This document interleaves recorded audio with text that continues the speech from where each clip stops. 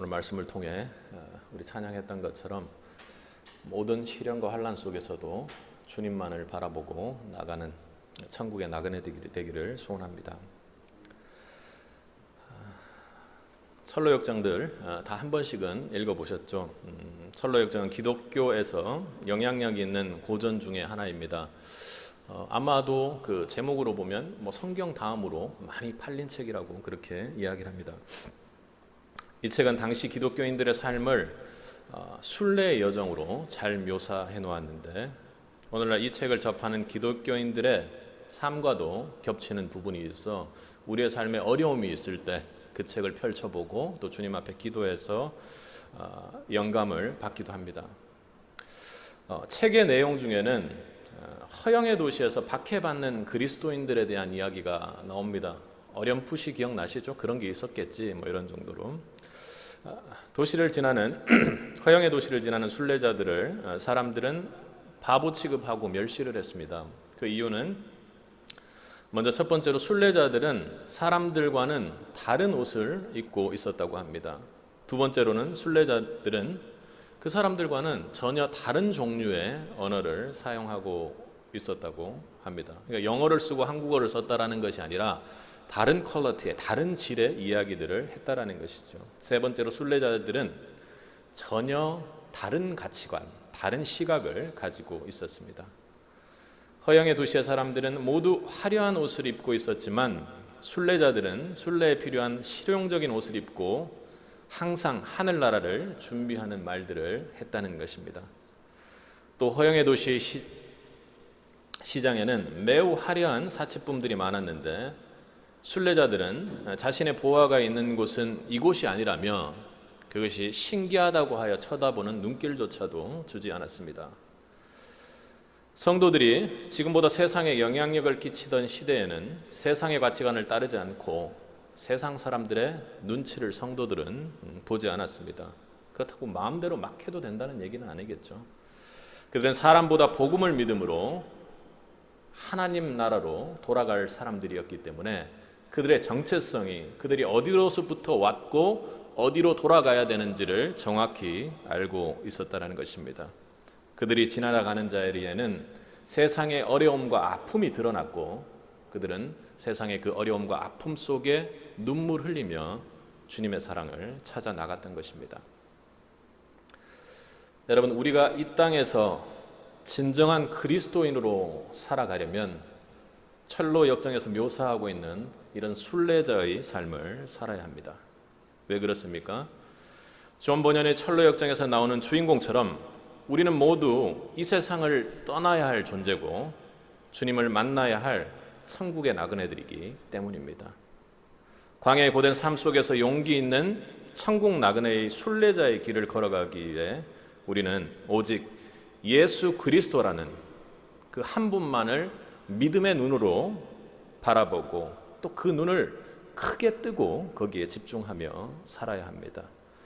우리 베드로전서가 처음 시작하는 1장 1절을 보면 이 베드로전서를 누구에게 썼다고 나옵니까? 지역명이 나오고 지난주에도 말씀했던 것처럼 그리스도인으로서 예수를 믿음으로 핍박받던 유대인들이 다른 소아시아에 흩어져 있을 때 그 흩어져 있는 나그네, 천국의 나그네들을 향해 쓰고 있는 것입니다.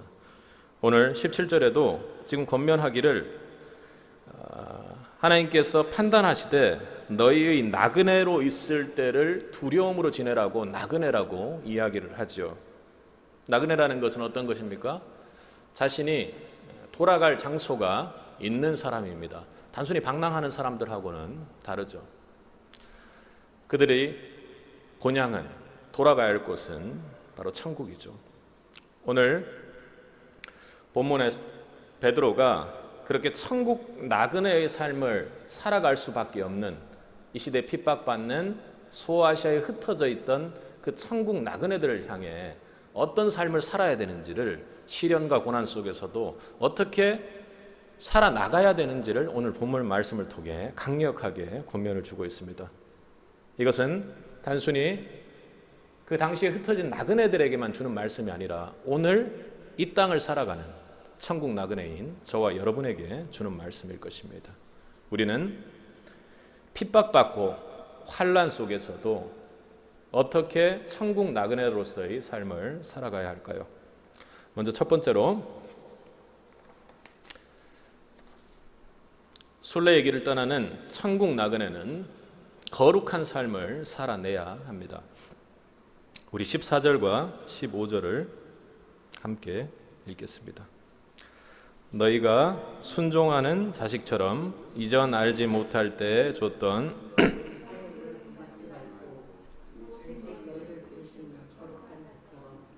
너희도 아멘. 여기서 거룩하다라는 말은 따로 구별하여 못하는 원어적 의미를 가지고 있습니다. 단순히 도덕적으로 깨끗해야 한다 이런 말을 넘어 구별되고 따로 되어야 한다는 이야기를 하는 것입니다. 베드로 사도는 모든 행실에서 사욕을 따르지 말고 구별되게 행동하라고 본문은 권면합니다. 모든 행실도 중요하지만 전체적인 삶의 방향이 구별되어야 한다고 이야기하는 것입니다. 여러분, 하나님은 환난과 핍박의 때를 살아가는 그리스도인들에게 특히 요구하는 것이 구별된 분리된 삶을 요구하고 계십니다. 그것이 바로 거룩한 삶입니다. 우리가 천국의 나그네라면 분명히 불신의 사람들과는 전혀 다른 삶을 살아야 되겠죠. 여러분, 천국 나그네는 어떻습니까? 내 안에 예수라는 생명이 마음속에 살아 역사하는 사람들 아닙니까? 내 마음속에 우리 안에 생명의 예수가 있다면 우리의 삶이 이방의 삶과 같을 수는 없습니다. 지금의 삶을 돌아보면 여러분 어떻습니까? 세상의 삶은 각박하죠. 무기력합니다. 서로를 미워하고 비난하며 짜증을 풀고 스트레스를 푸는데 여념이 없습니다. 그리고 다른 사람을 비난하고 비판하면서 어떻게 해요? 세상은 점점 사단에게 자신의 마음을 내어줍니다. 생명의 삶은 정말로 벌고 요원하게 됩니다. 이것이 우리 생명, 우리 안에 있는 예수의 생명마저도 공격하는 그런 시대에 살고 있는 것 아닙니까?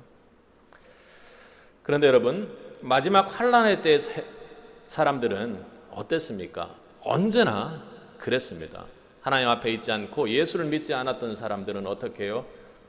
마지막 때가 오면 올수록 타락하고 방탕하며 그리고 자신의 소견대로 그렇게 살았습니다. 더욱 그렇게 살게 되죠.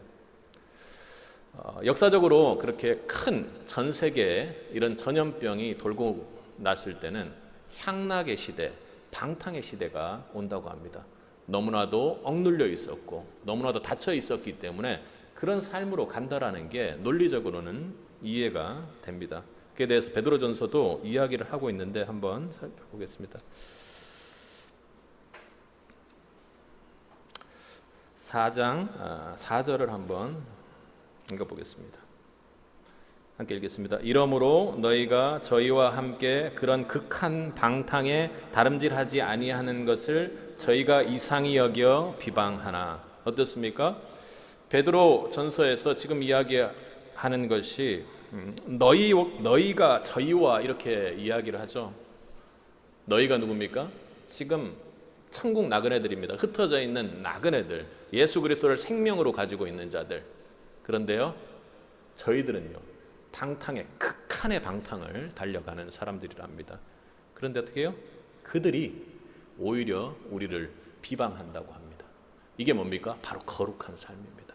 그들과 삶의 방향이 달라서, 저희와 삶의 방향이 달라서 너희가 다른 사람들로부터 핍박받고 비방받고 예수 믿는다는 것 때문에 구별된 그런 삶을 사는 것입니다. 내 안에 산소망 되시는 예수님을 모시고 살아가는 천국 나그네들은 내 안에 하나님의 그 거룩한 성품, 16절에서 말하는 거룩한 성품이 있다면 우리들은 그런 저희의 삶을 똑같이 살아가서는 안 된다는 것입니다. 조금은 살아도 된다는 것이 아니라 철저하게 분리되기를 지금 하나님께서 요구하고 계시는 것이죠. 어떻게 살라고 베드로 사도가 이렇게 이야기를 합니까? 우리 13절을 한번 읽고 거기에서 힌트를 얻어봅시다. 함께 읽겠습니다. 그러므로 너희 마음에 허리를 동이고 근신하여 예수 그리스도에 나타나실 때 너희에게 가져올 은혜를 온전히 바랄지어다. 산소망 되시는 예수 그리스도를 너희들이 붙잡고 있다면 이렇게 살라고 13절에서 이야기를 합니다.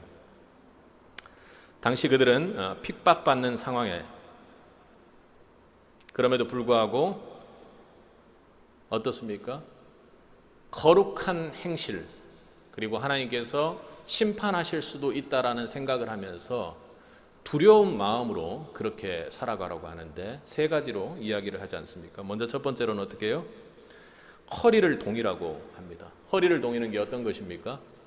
6월절에 이스라엘 백성들을 한번 생각해 보십시오.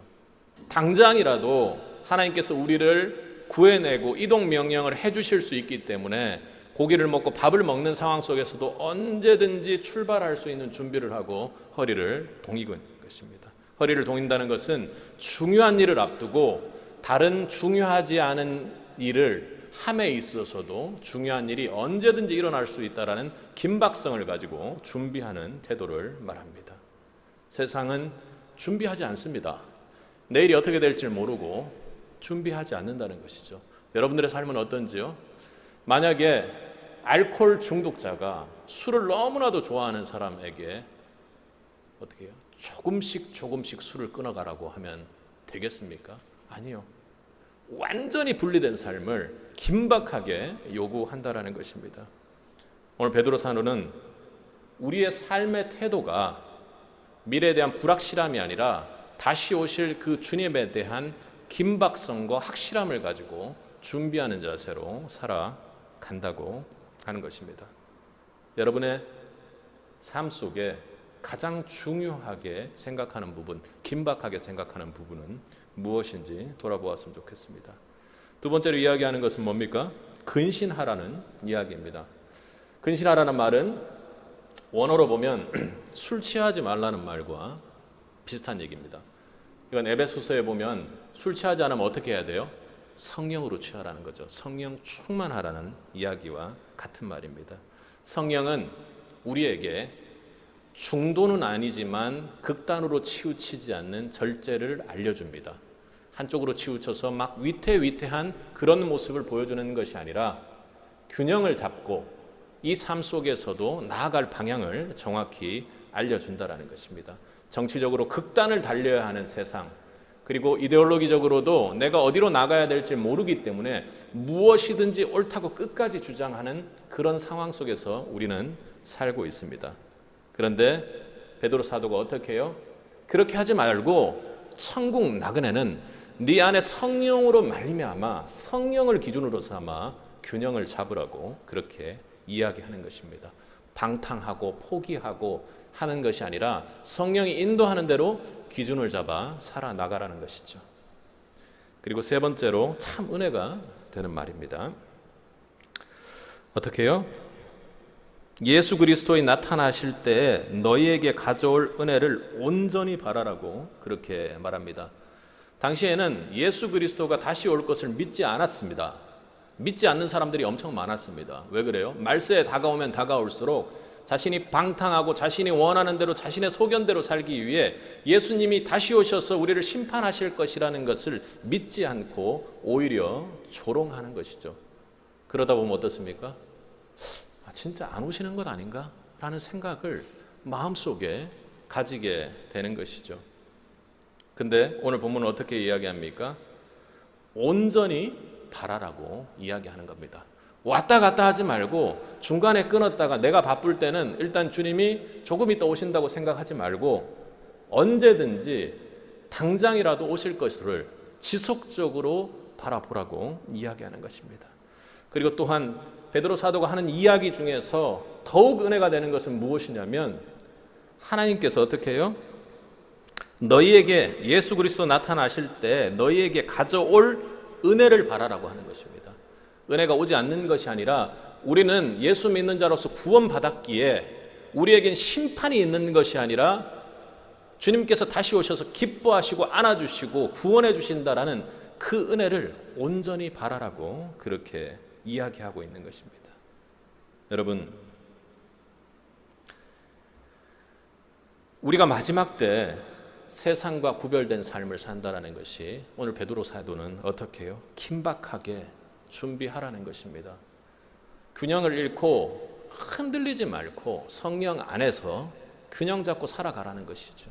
그리고요, 우리에게 다가올 그 은혜는 예수 그리스도 다시 올 때 다가올 그 은혜는 확실한 것이기 때문에 중간에 고개 돌리지 말고 그 은혜를 온전히 바라라고 그렇게 강하게 권면하고 있는 것입니다.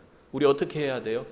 새 은혜의 자리에 우리는 적극적으로 주님 오실 때를 준비하고 나아가 주님 오시는, 그리고 주님과 살아계신 그 주님과 함께 주님 다시 오시는 그날까지 우리가 이 땅에서의 사역을 감당해 나가야 할 것입니다.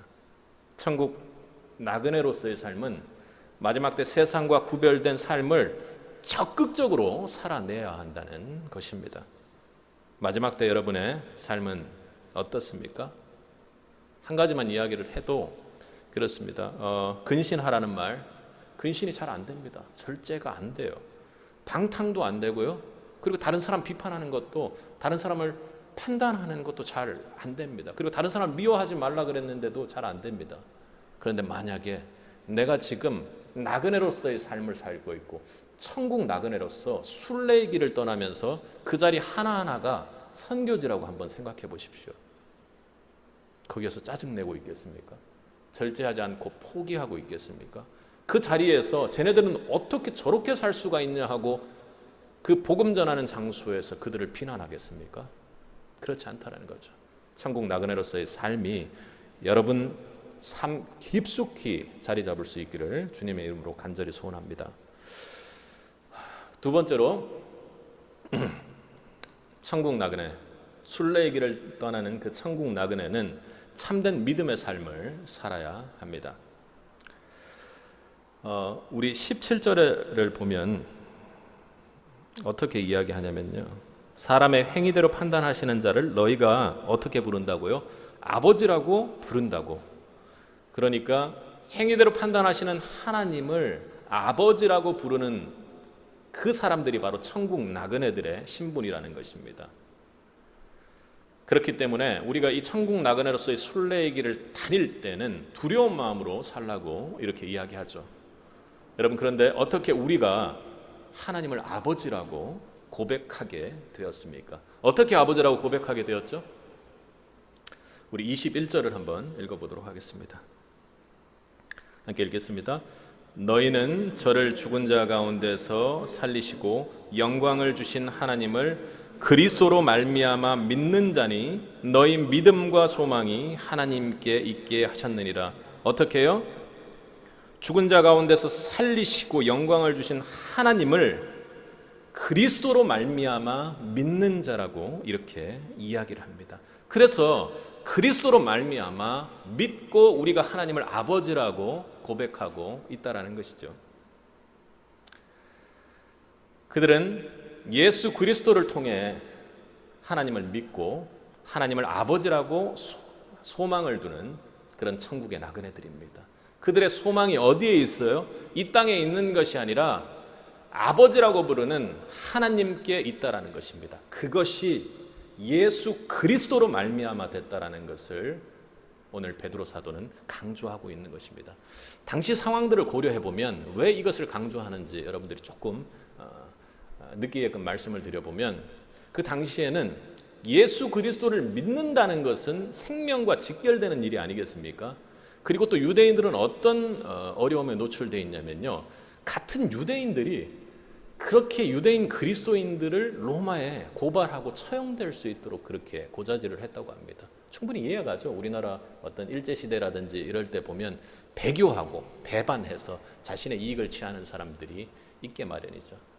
그건 우리도 만약 그 상황에 처한다면 자유롭지 않을 수 있다는 것입니다. 그렇기 때문에 권면하는 것이죠. 참된 그리스도인은 예수 그리스도로 말미암아 하나님을 믿는 자들입니다. 어떻게 해요? 예수 그리스도로 말미암아 하나님을 믿는 자들입니다. 여러분, 한참 훈련 받으실 때 복음 제시하는 훈련을 하지 않았습니까? 기억나시나요? 진단 질문이 두 가지 있었죠. 첫 번째 질문이 뭐였죠? 오늘 밤 이 세상을 떠난다면 천국에 가실 수 있겠느냐라고 묻죠. 근데 그렇습니다. 뭐 아닙니다. 이렇게 하면 그 다음은 예, 저도 예전에 그랬습니다 하고 이렇게 이야기하지 않습니까?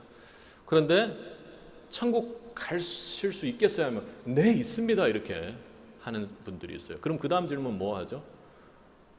따지듯이 말고 어떻게 그런 귀한 어떤 걸 알게 됐냐고, 갈 수 있다고 확신하냐고 물어보죠. 근데 여러 대답을 하시는 분들이 있어요. 나 천국까지 착하게 살았으니까. 또 가장 애매한 것 중에 하나가 뭡니까? 나 하나님 믿으니까 천국까지. 그럼 어떻게 합니까? 예 하고 이 사람은 복음을 믿고 있구나 하고 복음 제시를 종교로 합니까? 그러지 않죠, 그죠? 그때 나오는 말이 또 똑같은 거 아닙니까? 저도 예전에는 그렇게 생각했다고.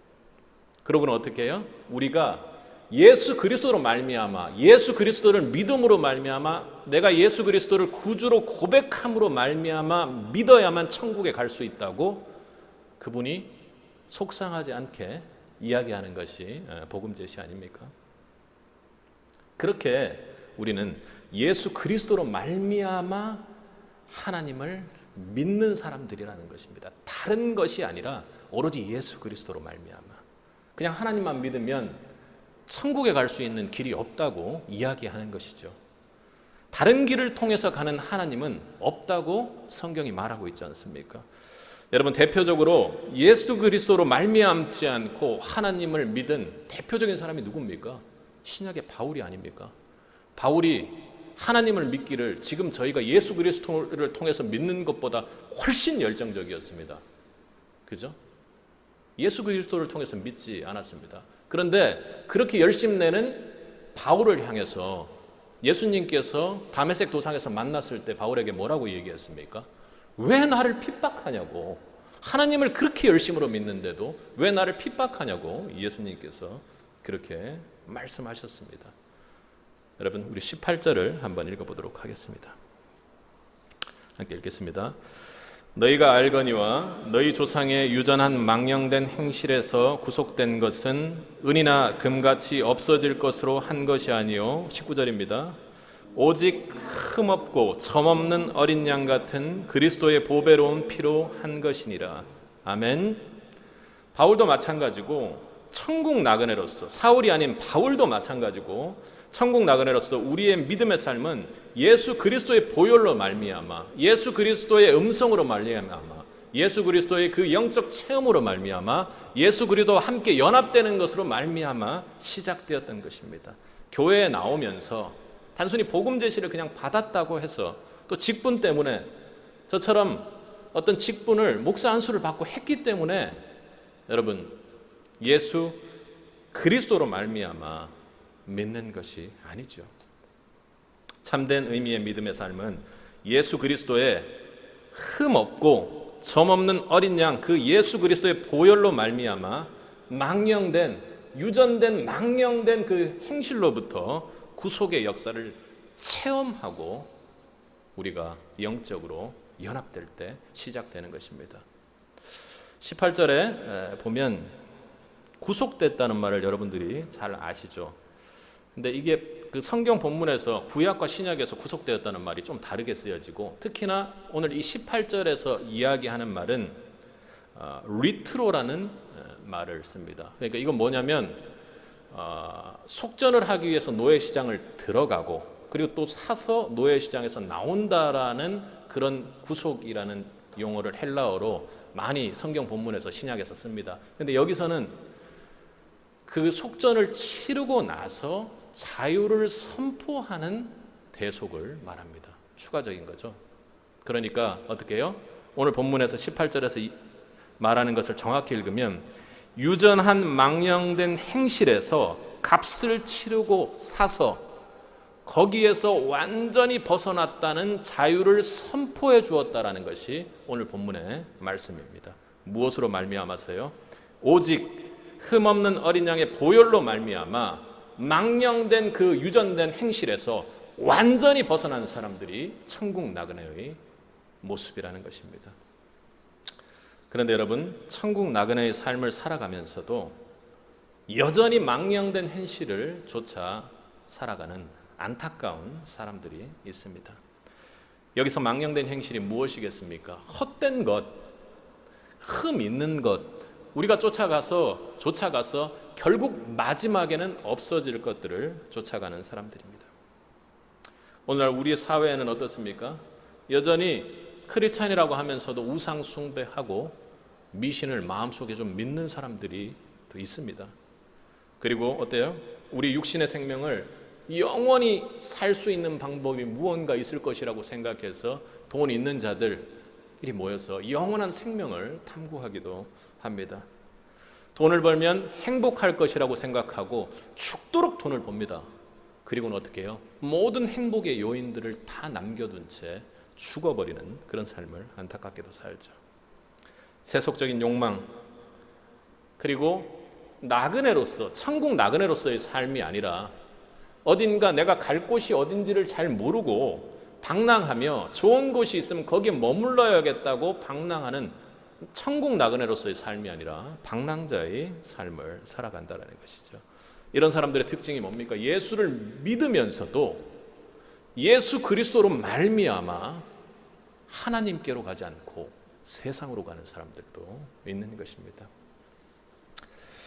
한 선교사를 준비하고 선교의 비전을 가지고 구체적으로 선교를 준비하는 어떤 선교사님이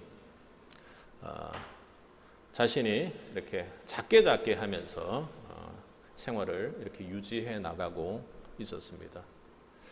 그런데 자신에게 그 일거리들이 너무 이렇게 많이 들어오고 하니까 고백하기를 사업자를 등록하고 법인 사업자로 만들어서 정말 돈을 많이 벌 수 있는 기회가 온 것 같다고. 그래서 그렇게 하려고 하다가 기도를 했는데 하나님께서 그렇게 하지 말라고 하시는 그런 마음을 주셨다는 거예요. 근데 그럼 어떻습니까? 기도하며 예수님께 묻고 성령님께 묻고 하는 길이 가는 겁니다. 그런데 그 마지막 고백이 참 놀라웠습니다. 내가 그렇게 했더니 오히려 더 많은 일들을 나에게 주었더라, 이렇게 고백을 했습니다. 바로 어떻습니까? 예수 그리스도를 통해서 기도하며 하나님 시키는 대로 했더니 세상의 복이 훨씬 더 크게 들어오다라는 잘못된 결론으로 끝나버리는 겁니다. 예수 그리스도를 통해서요, 하늘 한 분께만 소망을 둔다라는 것이 여러분 얼마나 중요한지 생각해야 합니다. 예수를 믿음으로 우리는 하나님 한 분께만 소망을 둘 때 세상의 복을 통해서 하나님이 축복해 주셨다고 생각하는 것이 아니라 예수 그리스도를 믿음으로 말미암아 하나님 한 분만을 단순히 바라보고 소망할 때 거기에서 우리에게 구원이 나오고 거기에서 우리의 은혜가 쏟아지고 우리의 상급이 기다리고 있다는 것을 생각해야 합니다. 우리가 세상에서 높아진 것 때문에 하나님이 나를 좋아한다고 생각하는 것이 아니라 우리가 예수 그리스도로 말미암아 하나님 한 분께만 소망을 둘 때 하나님이 높이는 삶을 살게 되는 것입니다. 리빙스턴이 아프리카 선교사로 떠난다고 할 때 가장 말렸던 사람이 리빙스턴의 형이었다고 합니다. 얘야, 나도 예수를 믿는다. 그런데 너는 아프리카로 떠나서 이름 없이 그렇게 살다가 죽는 것이 그렇게 좋으냐? 그러자 리빙스턴이 어떻게 해요? 그래도 가겠다고 하니까 네가 아프리카 밀림 속에서 이름 없이 죽어갈 때 나는 그 형이요 유명한 의사가 되어서 세상에 이름을 알리겠다고 했습니다. 그리고 리빙스턴은 아프리카로 들어갔고 그의 형은 자기가 말한 대로 그렇게 의사가 되었습니다. 그래서 잘 살다가 그들은 둘 다 죽었습니다. 예수 그리스도로 말미암아 하나님께 소망을 두는 자와 두지 않는 자는 방랑자냐 나그네냐의 삶을 살게 됩니다. 그렇게 둘 다 죽었을 때 아프리카 밀림 속에서 선교하다가 죽은 리빙스턴은 그의 시신이 영국에 돌아올 때 영국에서 국장처럼 장례를 치러 주었고 영국에서 유명한 분들이 들어가는 웨스트민스터 그 사원에 안치되었습니다. 그런데요, 지금 대형 백과사전에서 유명했던 리빙스턴 형, 의사의 리빙스턴 형에 대한 소개는 어떻게 되어 있습니까? 선교사 리빙스턴의 형이라고 이렇게 기록되어 있다고 합니다. 마지막 때 천국 나그네는 마지막 때를 살아갈 때 예수 그리스도를 믿음으로 말미암아 하나님께 소망을 두는 삶을 살아야 합니다. 우리가 예수 그리스도를 믿기 때문에 내가 무언가를 잘했을 때 내가 유명해지고 하나님께 영광을 돌릴 수 있다고 생각하는 것이 아니라 이 마지막 때 환난을 이기기 위해서는 내가 예수 그리스도로 말미암아 예수 그리스도를 믿음으로 말미암아 하나님께서 예수 그리스도를 통해서 전해주시는 그 하나님께만 소망을 갖고 살아야 한다는 것입니다.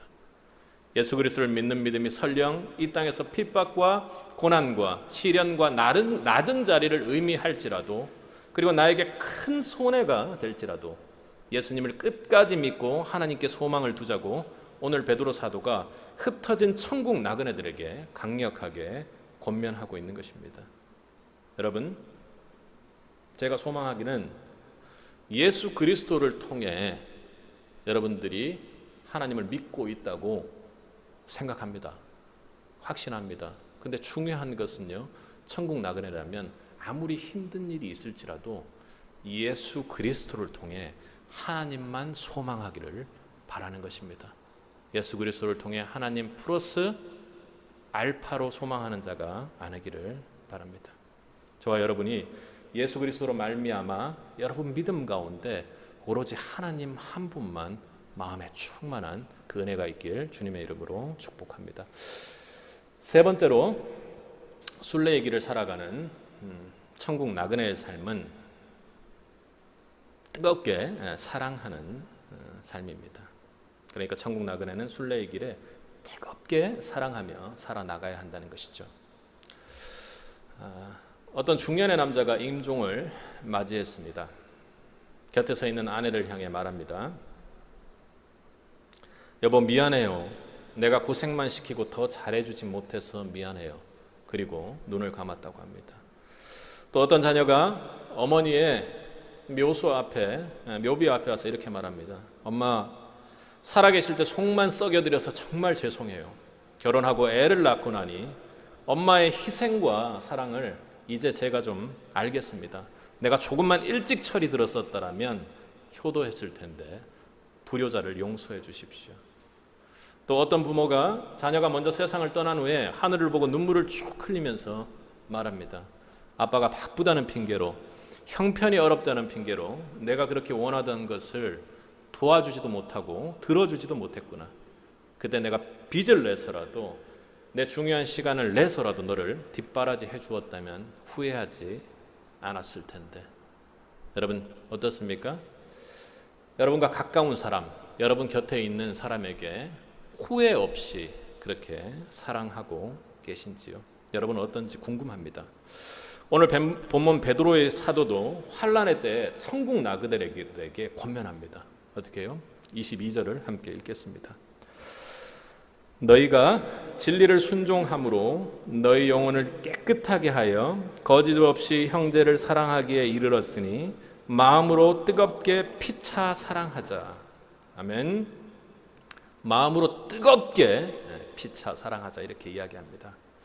사랑에 대해서 C.S. 루이스는 우리는 아빠 엄마의 에로스 때문에 태어나서 부모의 스토로게 때문에 양육되고 그리고 또 필로스 때문에 우리의 사랑이 승화되고 아가페 때문에 우리의 사랑이 완성된다고 이렇게 이야기했습니다. 참 간단하게 쉽게 이야기를 한 것 같습니다. 오늘 본문에서도 사랑이라는 말이 몇 번 나옵니까? 형제를 사랑하기에 이르렀으니 마음으로 뜨겁게 피차 사랑하라 하면서 사랑이라는 말이 2번 나오죠. 첫 번째 사랑하라는 말은 필로스의 사랑입니다. 그러니까 형제를 어떻게 해요? 필로스 하기에 이르렀으니 그렇습니다.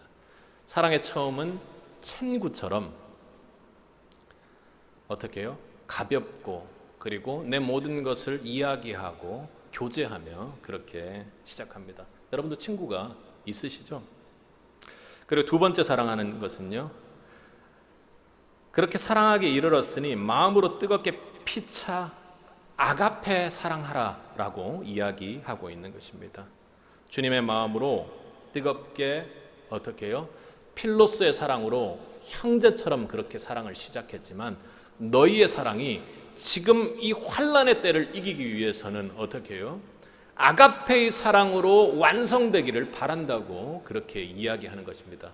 조금 무섭게 이야기하면 천국의 삶을, 천국 나그네로서의 삶을 살아가며 순례의 길을 떠나는 사람들은 이 아가페의 사랑이 아니고는 형제를 사랑할 수도 없으며 도저히 견디기 힘들 거라고 이야기하는 것입니다.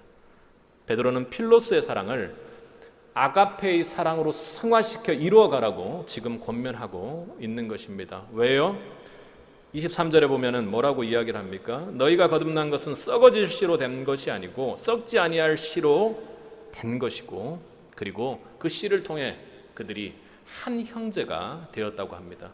여러분, 그 씨가 무엇입니까? 25절에 말하는 것처럼 주의 말씀이며 그들에게 전해진 예수 그리스도의 복음으로 그들은 한 형제가 되었다는 것입니다. 예수 그리스도의 복음으로 한 형제가 되었기에 그들을 필로스의 사랑으로 시작하여, 그리고 앞으로 예수 그리스도로 그 말씀 복음으로 말미암아 한 형제가 될 그 불신에, 너희들을 핍박하고 공격하고 이 환난의 시대에 공격하는 그들을 위해 어떻게 해요?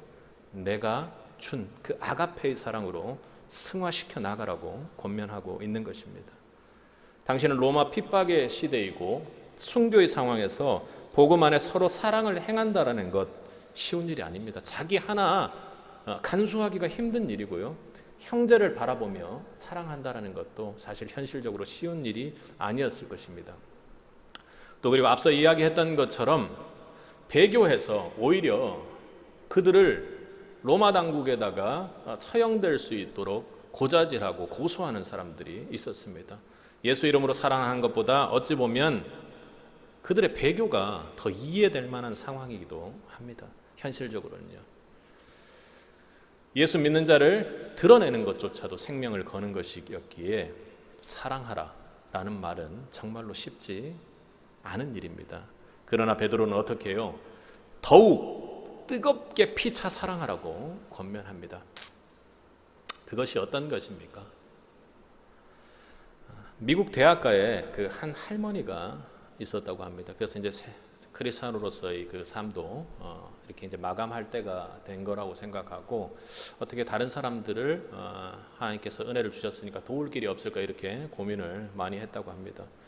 도우려고 해도 뭐 할머니가 크게 뭔가 도울 일이 뭐 선뜻 돕는다고 해도 도움을 요청하는 사람들도 없었습니다.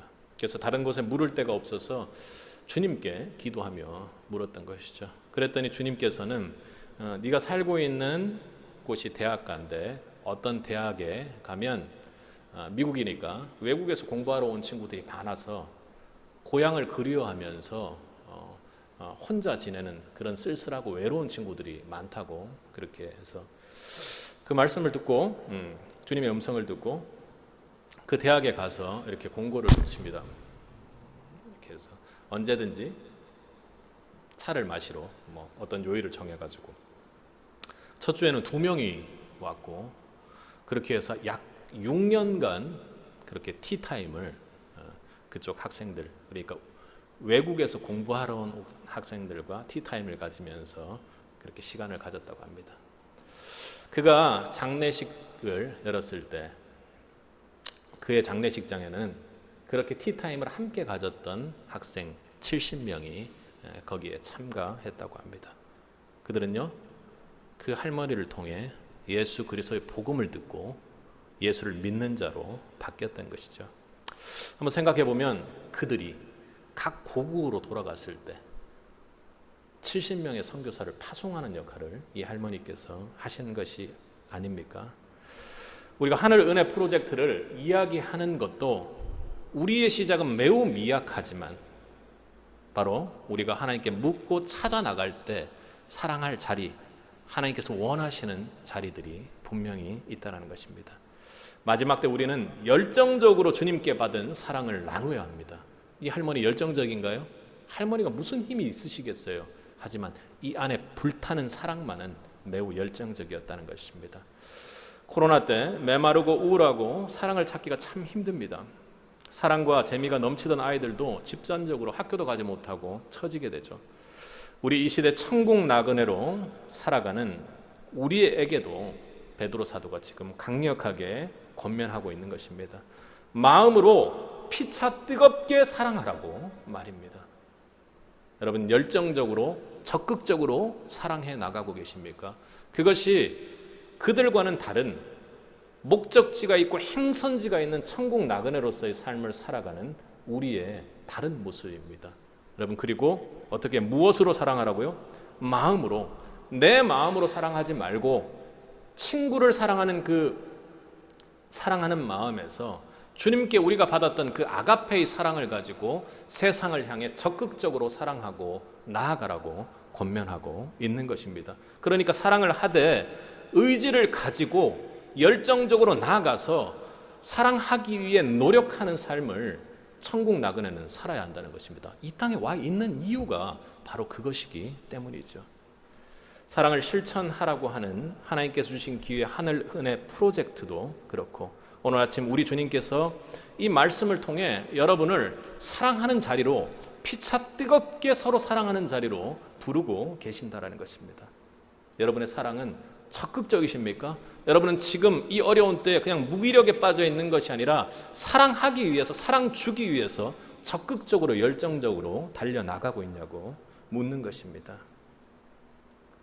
어려운 일입니다. 그러나 우리 교회 안에, 우리 가까운 곳에 정말 어려운 사람이 있는지, 또 그리고 교회 사역 가운데 정말로 어려운 일이 있는지, 그리고 또 선교사를 지원하기 위해서 적극적으로 기도로 정말 주님의 마음을 품고 그렇게 나아가고 있는지 돌아보아야 합니다.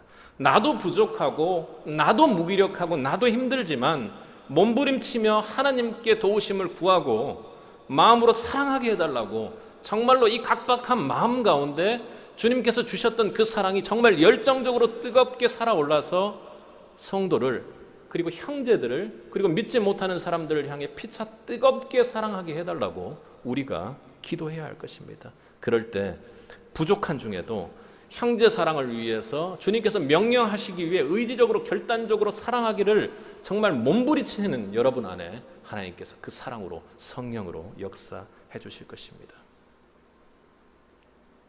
저와 여러분의 삶에, 그 천국 나그네로서의 삶에 하나님께 사랑으로 역사해 주시기를 간절히 소원합니다. 헨리시 모리슨 선교사라는 분, 그는 아프리카에서 40년 동안 개척적인 선교 사역을 하는 동안 건강을 잃고 가족을 잃기도 하고 이제 늙은 선교사가 되어서 고향인 미국으로 돌아오게 되었습니다. 그런데 그가 타고 돌아오던 배에는 아프리카 한 국가를 방문한 후 코끼리 사냥을 하고 돌아오는 루스벨트 미국 대통령이 타고 있었습니다. 배가 뉴욕 항구에 입항하고 대통령이 내리자 붉은 레드카펫이 깔리고 군악대의 팡파레 소리로 대통령을 환영하고 있었습니다. 대통령 일행이 항구를 빠져나간 후 모리슨 선교사가 항구의 출구로 나서자 어땠을까요? 레드카펫도 없고 군악대의 팡파레 소리도 멎은 후 그를 마중 나온 사람도 아무도 없었습니다.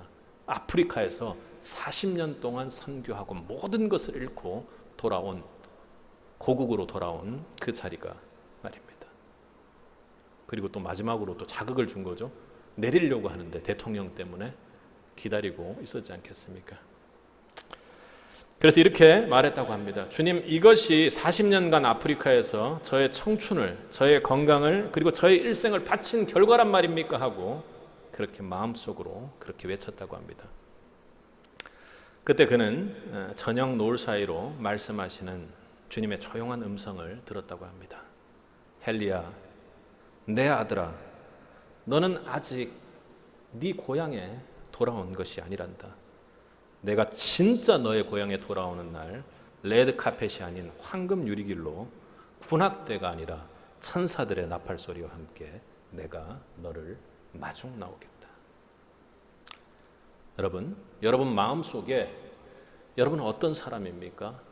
저는 저와 여러분이 천국으로 돌아갈 천국 나그네들의 은혜가 있기를 소원합니다.